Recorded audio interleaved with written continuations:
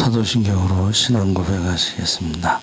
전능하사 천지를 만드신 하나님 아버지가 믿사오며 그 외아들 우리 주 예수 그리스도를 믿사오니 이는 성령으로 잉태하사 동정녀 마리아에게 나시고 본디오 빌라도에게 고난을 받으사 십자가에 못 박혀 죽으시고 장사한 지 사흘 만에 죽은 자 가운데서 다시 살아나시며 하늘에 오르사 전능하신 하나님 우편에 앉아 계시다가 저희로서 산 자와 죽은 자를 심판하러 오시리라.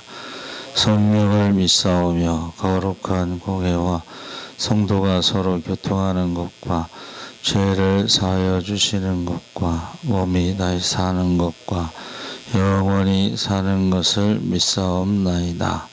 아멘. 찬송가 204장 찬송하시겠습니다.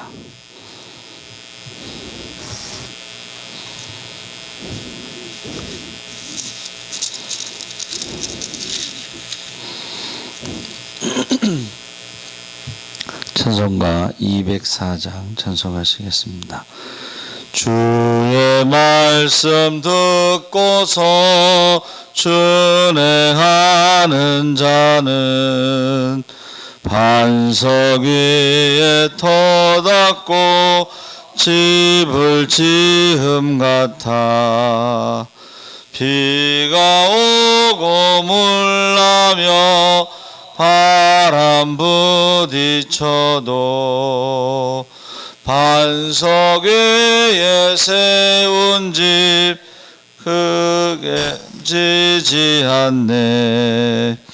잘 짓고 잘 짓세 우리 집 잘 짓세 만세 반석 위에다 우리 집 잘 짓세 주의 말씀 듣고도 행치 않는 자는 모래 위에 터닫고 집을 지음 같아 비가 오고 물나며 바람 부딪힐 때 모래 위에 세운 집 크게 무너지네. 잘 짓고 잘 짓세 우리 집 잘 짓세 만세 반석 위에다 우리 집 잘 짓세 세상 모든 사람들 집을 짓는 자니 반석 위가 아니면 모래 위에 짓네. 우리 구주 오셔서 지은 상을 줄 때 세운 공력 따라서 성령상 벌 주리. 잘 짓고 잘 짓세 우리 집 잘 짓세 만세 반석 위에다 우리 집 잘 짓세. 아멘. 하나님 말씀은 디모데전서 3장 14절에서 16절까지 말씀을 보겠습니다. 338쪽에 있습니다. 338쪽 디모데전서 3장 14절에서 16절까지 말씀을 우리 다 같이 읽겠습니다. 내가 속히 내게 가기를 바라나 이것을 내게 쓰는 것은 만일 내가 지체하면 너로 하여금 하나님의 집에서 어떻게 행하여야 할지를 알게 하려 함이니 이 집은 살아계신 하나님의 교회요 진리의 기둥과 터니라. 그도다 경건의 비밀이요 그렇지 않다 하는 이 없도다. 그는 육신으로 나타난 바 되시고 영으로 의롭다 하심을 받으시고 천사들에게 보이시고 만국에서 전파되시고 세상에서 믿음 바 되시고 영광 가운데서 올려주셨느니라. 아멘. 할렐루야. 좋은 아침입니다. 잘 오셨습니다. 감사합니다. 오늘 말씀의 제목은 교회의 본질과 사명입니다. 우리가 그전에는 그 교회를 건축하면 거기다가 예배당이라고 썼어요. 뭐뭐뭐 예배당. 그러니까는 이 교회는 그 예배드리는 집이라고 하는 예배당이 아니고 교회라는 말은 헬라어로 에클레시아라고 그러는데 에크라는 것은 영어로 아웃, 밖으로, 그리고 클레시아는 콜링, 부르다. 그래서 우리를 애굽에서 이렇게 불러내셨고 또 아브라함은 갈대아 우르라고 하는 우상 도시에서 불러내셨고 그 부르심을 받은 사람들의 모임, 성도들의 모임, 그것을 교회라고 하고 일반적으로 예배 드리는 집은 교회당, 예배당 뭐 이렇게 말합니다. 그래서 특히 그 초대교회에서는 성도들의 집이 예배당이 됐죠. 그래서 우리가 빌립보, 마게도냐 교회, 빌립보, 데살로니가, 베레아 이런 집들이 다 집에서 교회가 개척됐고 모임을 가졌습니다. 이것은 그 나라가 망하고 성전 예배를 드리지 못했을 때에 포로로 잡혀간 곳에서 회당이라고 하는 모임을 가졌죠. 근데 사람들은 그 회당을 이제 교육기관, 초등학교나 뭐 유치원으로 생각하지만 사실은 어른들 남자 뭐 10명 이상, 뭐 20명 이상, 10가정, 20가정 정도 되면 회당이 하나씩 세워졌습니다. 그래서 오늘날에도 교회를 개척할 때요. 세례교인이 20명 이상 되면 교회라는 이름을 주고 세례교인이 20명 이상 안 되면 기도처라고 부릅니다. 그래서 이제 우리 교회 주소록에 보면 가로 열고 기, 가로 닫고 이게 기라는 것이 기도처라는 거예요. 근데 이제 성도들은 일반적으로는 구분을 하지 않는데 그러나 기도처라는 거하고 교회라고 하는 것은 또 많이 차이가 있습니다. 그래서 고린도전서 16장 19절에 보면 아골라와 브리스가와 및 그 집에 있는 교회가 주 안에서 너희에게 간절히 문안하고 그 집에 있는 교회라고 그랬죠. 그러니까 그 집에 있는 성도들이 주 안에서 너희에게 간절히 문안하고 이렇게 교회라는 말은 성도라고 볼 수가 있죠. 그래서 빌레몬서도 빌레몬이라는 성도에게 보낸 편지인데 1장 2절에 내 집에 있는 교회, 집에 있는 성도, 빌레몬이라는 집에 모여있는 성도들로 이렇게 표현되어 있습니다. 그래서 빌레몬의 집이 그리스도인들의 회집 장소였다.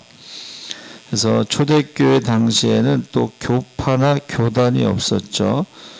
그래서 원래 그 오순절 마가 다락방도 그게 이제 마가의 집에 다락방에서 모임을 가졌는데 성령을 받고 나서 전도를 했죠. 그때 사람들이 3천 명이 회개하고 세례를 받았어요. 그러니까 마가 다락방에서 모일 수 없으니까 성전에서 모였어요. 특히 그 솔로몬의 행각이라고 하는 것은 그 사극에 보면은 이제 궁궐 그 안에 집이 있고 그 집 담에 이렇게 보면은 비를 안 맞게 이렇게 복도 같은 게 있잖아요. 그게 행각이에요. 그래서 솔로몬의 행각에서 몇만 명이 모여서 예배를 드린 거예요. 그 베드로의 설교를 들은 거예요. 근데 그 안에 못 들어간 사람들은 이제 길에 베드로가 지나가는 길에다가 환자들을 이렇게 놨는데 베드로의 그림자가 닿았을 때에 병도 고치고 귀신이 떠나갔더라. 이제 그렇게 돼 있죠. 그래서 우리가 그 사마리아의 빌립 집사가 전도했을 때에 병도 고치고 귀신도 나가고 그 성에 큰 기쁨이 있었더라. 그런데 빌립이 성령의 인도하심을 따라 에디오피아 여왕 간다기의 국고를 맡은 네시에게로 가라 했을 때에 그 사마리아 성에 있는 어떤 교회 모임 거기에 매이지 않고 그냥 한 사람을 전도하러 가죠. 그리고 다시 사마리아로 가지 않고 어떻게 해요? 자기 집으로 갔어요. 그러니까는 이것을 이제 우리가 흔히 순회 전도자 뭐 이렇게 얘기해요. 자, 안디옥 교회가 이방인 교회로 가장 큰 교회고 최초의 선교사를 파송할 때도 어떻게 했어요? 바울이 전도여행을 다니면서 교회가 세워졌다. 성도가 모임이 있었는데 거기에 머무르지 않고 다시 또 2차 전도여행 때 그 교회들을 돌아봤죠. 그게 이제 순회 전도자라는 거야. 그런데 교회에서 악한 자들이 그 순회 전도자들을 받아들이지 않고 그들을 섬기는 사람들을 내쫓고 하는 사람들이 있었다는 것을 바울 서신에 나와 있어요. 그래서 교회의 본질 가운데 첫째는 교회를 세우신 이는 주 예수 그리스도시라. 그래서 사람들이 자발적으로 모여서 만든 것이 아니고 교회는 하나님의 계획에 따라 아까 말씀드린 부르심, 에클레시아, 또 히브리어는 칼이라고 하는데 둘 다 부르셨다라는 뜻이에요. 그러니까 예수님이 이 땅에 오셔서 메시아로서 하나님이 행하시는 모든 일을 행했음에도 불구하고 아버지께서 내게 주신 자들은 다 내게로 오지만 아버지께서 주시지 않은 자들은 내게로 오지 않는다. 이제 그런 표현을 썼죠. 그래서 자기 양이 있다. 이제 그런 표현을 써요. 그래서 교회라고 하는 것은 예수님이 세우신 것이다. 그래서 고린도에 있는 하나님의 교회 곧 그리스도 예수 안에서 거룩하여지고 성도라 부르심을 입은 자들과 또 각처에서 우리의 주 곧 저희와 우리의 주 되신 예수 그리스도의 이름을 부르는 모든 자들에게 이게 그러니까는 예수 그리스도의 이름을 부르는 모든 자들이 이제 성도인데 그들에게 편지했다. 그런데 그것이 고린도 지역에 있다는 것이지 그 교회 이름이 고린도 교회가 아니고 고린도 지역에 있는 성도들을 고린도 교회다 이렇게 부른 거죠. 그래서 하나님이 교회를 세우시되 예수 그리스도를 통해서 세우셨다. 그래서 그리스도 예수 안에서라는 말이 중요하고 제자들에게 물으셨죠. 인자를 누구라 하느냐? 더러는 세례 요한, 더러는 엘리야, 어떤 이는 예레미야나 선지자 중에 하나이다. 다시 물으시기를 너희는 나를 누구라 하느냐? 시몬 베드로가 주는 그리스도시요 살아계신 하나님의 아들이시니이다. 바요나 시몬아, 유나의 아들 시몬아, 내가 복이 있도다. 이를 내게 알게 한 이는 혈육이 아니요 하늘에 계신 내 아버지시니라. 또 내가 내게 이르노니 너는 베드로라. 내가 이 반석 위에 내 교회를 세우리니 음부의 권세가 이기지 못하리라. 그래서 예수 그리스도에 대한 신앙 고백의 믿음의 반석 위에 교회를 세우셨다. 예수님께서 친히 교회를 세우시고 이제 교회의 주인이라는 것을 의미하고 있는데, 예수 그리스도께서 세우신 것이 교회고 교회의 주인은 주님이시고, 그래서 교회의 머리가 바로 골로새서 1장 18절에 그는 몸인 교회의 머리라. 교회는 그의 몸이다. 그리고 성도는 그의 지체다. 그러니까 교회가 무엇인가가 분명하지 않으면 고린도 교회가 어떻게 됐어요? 파가 나뉘었잖아요. 사람을 따라가다 보니까 나는 게바, 베드로, 나는 아볼로, 나는 뭐 그리스도, 나는 누구, 이런 식으로 파가 나뉜 거예요. 그게 이제 교회가 무엇인지 모르기 때문에. 그런데 그때에 바울이 말한 게 뭐예요? 누가 너희를 위해서 십자가에 죽었느냐? 누구의 이름으로 세례를 받았느냐? 교회의 머리는 예수님이고 교회는 주님의 몸이고 우리는 지체이다. 그리고 바울은 심었고 아볼로는 성경 공부에서 물을 주었고, 그러나 그것을 자라나게 하시는 분은 하나님이시다. 이렇게 말하고 있습니다. 그래서 교회는요, 지체라는 말이 다 중요하다는 거예요.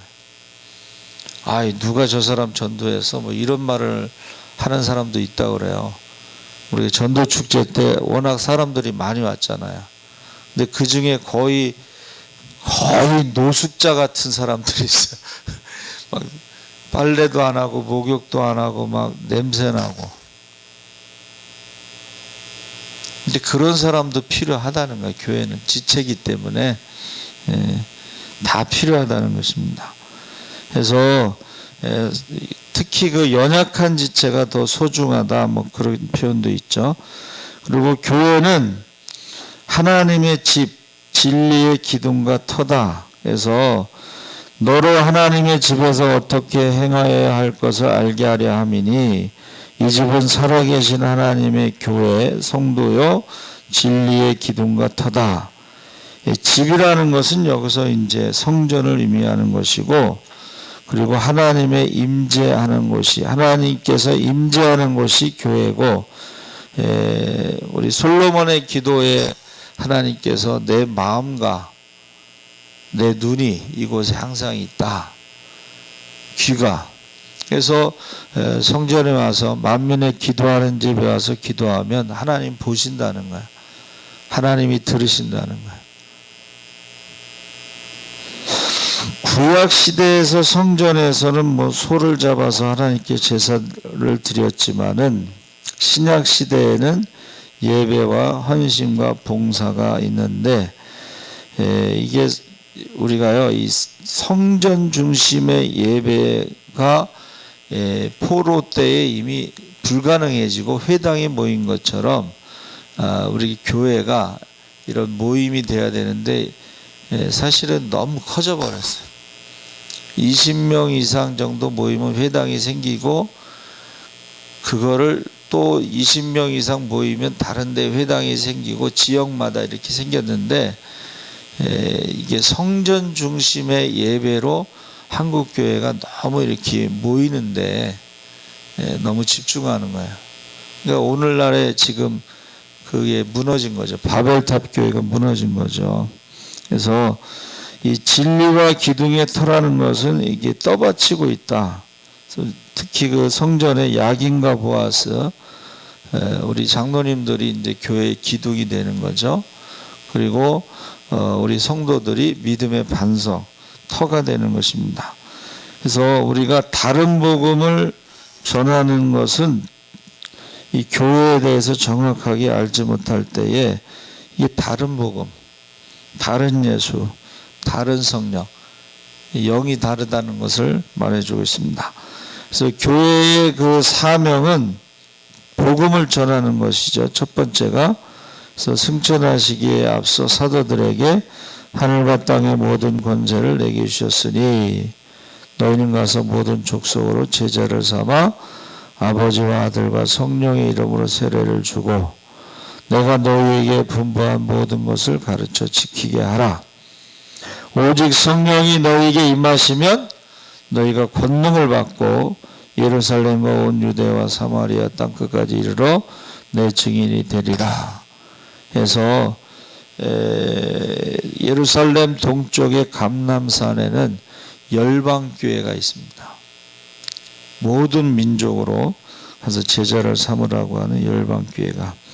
그래서 복음을 전하는 것이 첫 번째 사명이고, 그 복음의 대상자는 가족 복음화, 또 직장 복음화, 학원 복음화, 학교, 어느 곳에 가든지 그곳에서 복음이 전해야 돼요. 그래서 우리 전도 축제 때 안도현 목사님 CCC가 있죠. 대학생 선교회. 고등학교 선교회가 있었어요. HCC라고. 근데 그게 성공을 못했어요. 근데 유일하게 서산농고 출신 안도현 목사님, 전도축제 때 오신 그 목사님이 서산농고에서 HCC가 성공했어요. 학교에 그 어떤 모임이 생긴 거예요. 그런데 상계교회 그 학생의 전도사님도 그걸 성공시켰어요. 학교마다 기도 모임이 다 있어요. 그 교회 예배드리는 학생들이 자기 학교에서 기도 모임을 다 갖게 만들어 놨어요. 그러니까 학생회가 부흥하죠. 그리고 아침에 애들 학교 앞에 신방 가고 저녁에 학원 앞에 신방 가서 아침에 애들 되게 아침 안 먹고 오잖아. 그러니까 뭐 삼각김밥이라든가 이런 거 주고 저녁에 학원에도 배고프잖아요. 또 가서 또 뭐 이렇게 사주고 하면서 거기는 학생회가 부흥됐어요. 그래서 그 목사님이 너무 이쁘니까 8천만 원을 들여서 학생회 예배실을 인테리어 해주셨더라고. 근데 그 전도사가 자기 결혼 비용을 또 거기다 다 헌금했어요. 그러니까 그 목사님이 나중에 그 전도사가 결혼할 때 조금 많이 이렇게 주시려고 하는 것 같아요. 자, 복음 전파. 두 번째는 파수꾼의 사명인데, 이것은 소돔과 고모라 성에 의인 10명이 없을 때 멸망한 것처럼 우리가 시대에 대해서 경고의 나팔을 불어야 돼. 그러니까 지금 한국 교회가요, 이거 못하고 있어요. 지금 하나님 앞에 우리가 얼마나 우상을 많이 섬기고 지금 엄청난 죄를 범하는지, 이게 거짓말하는 거 있잖아요. 우한폐렴 들여와서 퍼뜨려 놓고는 교회발이라고 하는 거, 이거 엄청난 큰 범죄. 이 거짓말은, 그리고 여러분 조금 관심 가지면 나오잖아요. 예? 의사와 간호사를 이렇게 이간질시키고 이렇게 예? 적대시시키는 그거를 지금 우리 한국 사회가 너무 그 정치적으로 이용하고 있다는 거예요. 옛날에 전라도 경상도 나눠 놓듯이 그런 식으로 지금 계속 나누고, 이거는요, 이간질하는 건 굉장히 큰 범죄예요. 하나님 나라에 들어갈 수 없어요. 거짓말하는 것도. 그러니까 우리가 안 믿는 사람들은 뉴스만 보고 교회발이라고 그러잖아. 교회발이라고. 속는 것도 문제가 되지만, 양쪽 말을 다 들어봐야 되거든. 항상 속는 것도 문제가 되지만 거짓말하고 이간질하는 것은 하나님 나라에 들어갈 수 없다. 큰 죄. 이 파수꾼의 사명을 다 못하고 있는 거예요. 세례 요한이 회개하라 천국이 가까웠다. 그리고 헤롯의 죄를 지적했잖아요. 예? 그 이복 동생 빌립의 아내를 빼앗아 자기 부인이 있는데 이혼하고 이복 동생 빌립의 아내 헤로디아를 취했어요. 그러니까 우리가 이 교회가 파수꾼의 사명을 다 못하고 있는 거예요. 에스더를 죽인 거예요. 다니엘을 죽인 거예요. 주기철 목사를 죽인 거예요. 그 다음에 교회는요, 사명이 다음 세대를 가르칠 사명이 있어요. 저와 여러분은 이제 예수 믿다가 하나님 나라를 가지만 우리 다음 세대는 어떻게 하겠어요? 이 다음 세대가 동성애와 낙태에 의해서 가정이 파괴되고 교회가 파괴되고 나라가, 여러분 이 동성애라는 것이 결국 음란한 문화예요. 결혼을 하지 않으면서도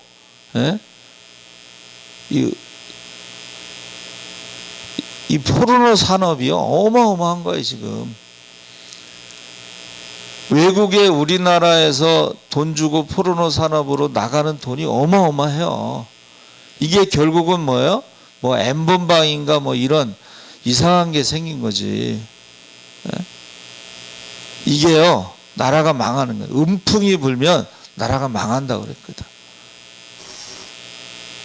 그때에 웨슬레가요 지나가는 애가 아빠가 누군지 몰랐어요. 그때 시대의 상황이.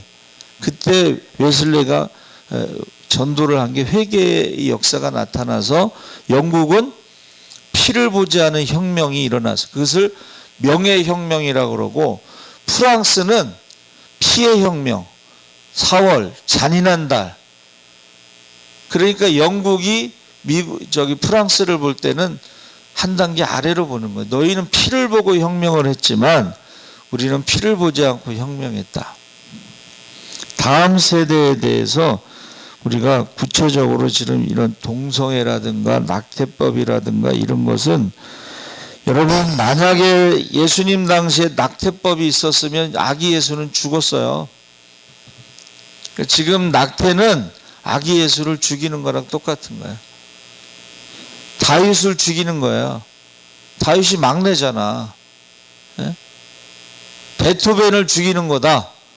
어느 교수님이 강의를 했어요. 아버지는 알코올 중독자고 엄마는 정신병자고 뭐 이런 상황에서 아기를 가졌을 때 어떻게 해야 되는가? 낙태해야 된다는 거지. 그러니까는 여러분은 방금 지금 베토벤을 죽였습니다. 어떠한 상황에서든지 낙태라든가 동성애는 하나님 앞에 큰 범죄예요. 다음 세대에 대해서 우리가 교육하는 것이 하나님을 두려워하는 거예요. 하나님을 경외하는 거예요. 네 번째 교회의 사명은 예수 그리스도께 복종할 사명이 있다 그랬습니다. 선한 목자가 인도하는 대로 그 음성을 듣고 따라가지 않으면 문제가 생기는 거예요. 그래서 우리 시편 23편 말씀 나눴잖아요. 예? 양이 뒤집어지면 일어나지 못한다. 양이 길을 잃어버렸을 때 제일 먼저 그를 이렇게 만져주면서 부드러운 음성으로, 아, 이렇게 위험하게 목자를 멀리 떠나면 안 돼. 다음부터 그러지 마. 그러면서 이 부드러운 음성으로 안정을 시켜주고 먹고 자고 쉬게 하고 양과 목자의 친밀한 교제를 회복하고, 그런 것이 엘리야에 대해서 말씀을 나눴죠. 그래서 우리가 이 양이요 목자의 음성을 듣지 않으면 하나님의 은혜에 대해서 벗어나는 거예요. 은혜가 뭐라고 그랬어요? 보호하는 거라고 그랬죠. 교회는 하나님의 사랑을 나타낼 사명이 있다. 이것은 이웃사랑에 대해서 말하는 거야. 하나님 사랑은 예배예요. 순종이고, 말씀에 순종하는 게 하나님 사랑하는 것이고, 이웃사랑은 구제라고 그랬죠. 그래서 교회는 사도행전 2장 4절에 보니까 매일 구제를 했다는 거예요. 매일. 예.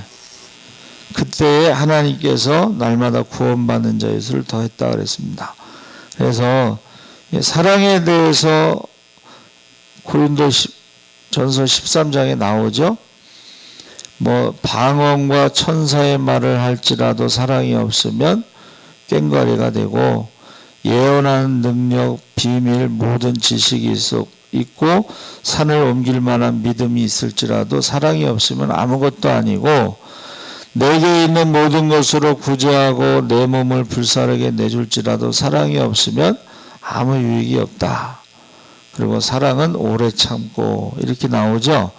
그래서 교회는요, 사랑을 나눠야 되는 사명이 있는 거예요. 하나님 사랑뿐만이 아니라 이웃 사랑. 그래서 성탄절 예배 준비하면서 아기 예수에게 방을 내주지 않은 사람들과 오늘날 우리도 똑같지 않으냐. 그래서 아기 예수, 오늘날에도 수많은 아기 예수들이 태어나는데 그들에게 방을 내줘야 되지 않느냐, 이제 그런 생각을 갖습니다. 그래서 교회의 본질과 사명에서 우리가 벗어난 것을 이제 잘못된 것으로, 이단으로 보는 거죠. 그래서 에클레시아와 카알은 부르다라는 의미로 뜻이 같고, 그 부르신 이 카알이라고 하는 히브리어가요, 치료하다, 소망, 교육, 세 가지 의미가 있어요. 보세요. 아브라함을 우상에서 불렀을 때 우상에게 상처받은 것을 치료하시는 거예요. 믿음으로. 애굽에서 종살이했던 이스라엘 백성들을 부르시고 치료하시는 거예요.